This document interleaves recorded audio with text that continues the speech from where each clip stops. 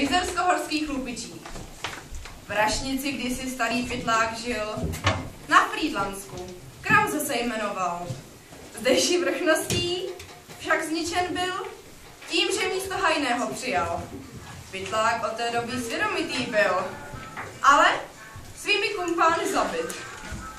Syna však měl, Filipa, ten se do opravy vyvedl. Dal se na cestu pytláka a kostelní kapličky vykradl. Kronika Bulovky uvádí z roku 1851 přepadení, kdy v polích matku oloupí a dceru o čest připraví.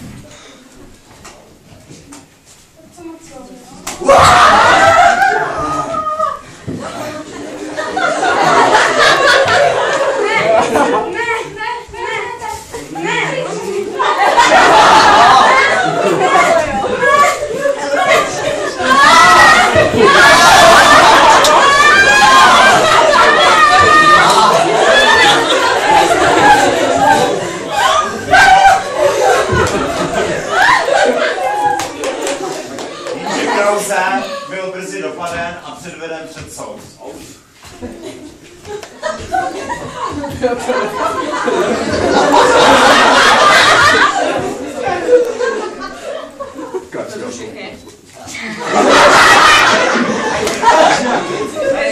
Tady máme příklad.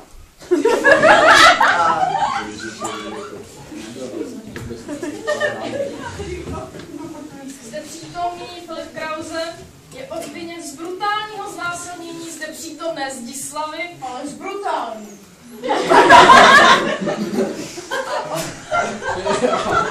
A jí se navrhuje trest smrti. Chcete něco dodat? Odsuzuje se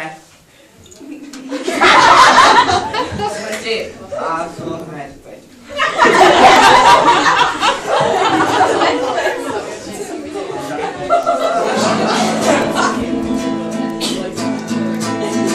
Povězte ho vejš, ať se houpá, povězte ho vejš, ať má dost.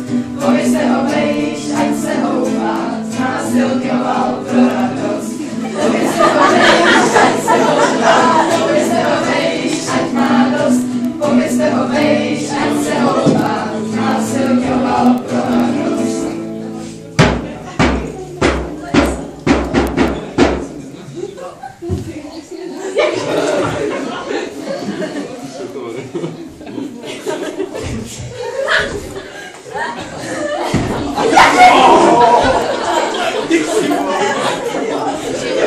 Jenže Zdislava byla těhotná.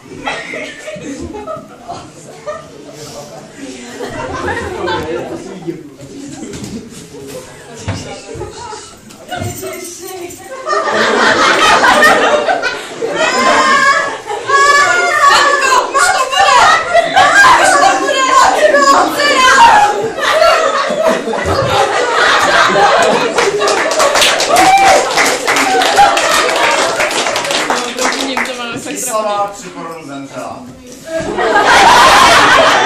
Narodila se její dcera Amálka, ale v Jizerských horách existuje legenda, která praví, že dítě počaté při znásilnění bude prokleté. Amálka byla v pořádku až do dne svých 7. narozenin.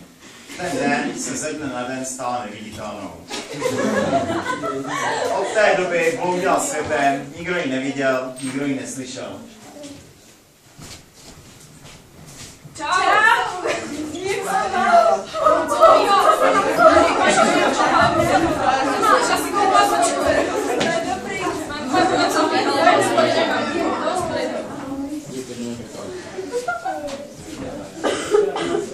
Copak mě nikdy nikdo neuvidí ani neuslyší. Jaký krásný hlas to slyším. Kdo jsi? Ano, mé jméno je Jánošík a pocházím. Líbí se mi moc tvůj hlas, tak chtěl bych si s tebou dále popovídat. Co tomu říkáš? Ještě nikdy jsem si s tím nepovídala. Ráda si s tebou popovídám. A od té doby chodili Jánošík a Amálka spolu. Jednoho dne na svých toulkách potkali starou babičku. Ahoj, Ahoj, babičko. Kdo jsi? Jsem Amálka. Nejsi ty ta prokletá dívka? Ano, to jsem já.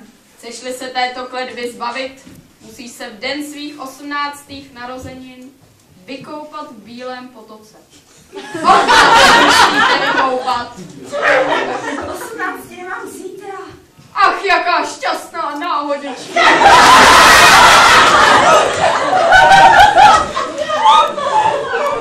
A hned na zítří se milenci vydali k bílému potoku.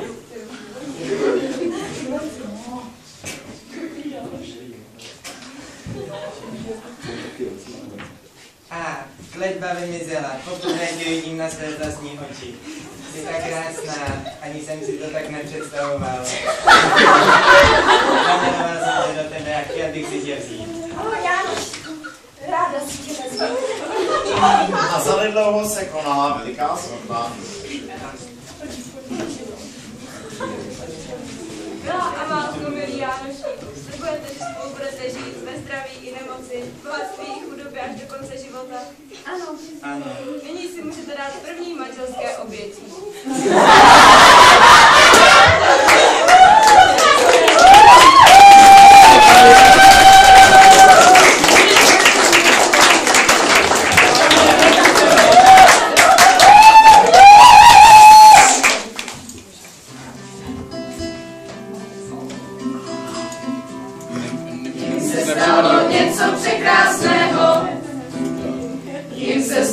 Něco divného, našla dívka kluka nešťastného, zamilovala se do něho. Jim se stalo něco překrásného, jim se stalo něco divného, našla dívka kluka nešťastného, zamilovala se do něho.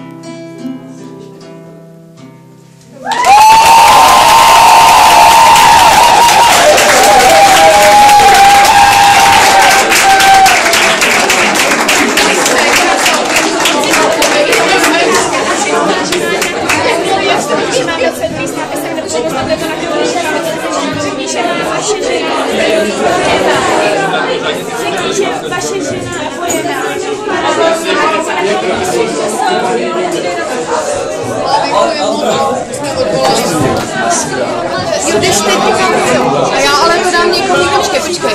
Tady jenom zmáčknout, já to dám asi tamhle Janíně. Tady s tebou taky nebo ne? Tak teďka